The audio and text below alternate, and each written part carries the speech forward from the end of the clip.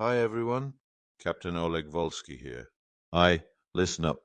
Gather round and I'll spin ye a yarn about a hitch that's smoother than a calm sea and tighter than a kraken's grip. It's called the Gnat Hitch. Founded in some fancy knot books and chattering amongst the guild of knot tyers round 2012, they say. This ain't your fancy highfalutin knot, mind ye. It's a simple one-pass wonder.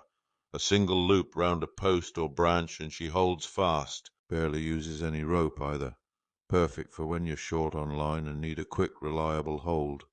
And let me tell you, she's strong. Stronger than that blasted Clove Hitch, especially when you got a load that's pulling and relaxing over and over. They say it's good for tying to posts and tree limbs, and I reckon they're right.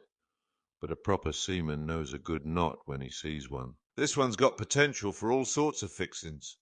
So pay attention. This hitch might be new to the charts, but it's a keeper.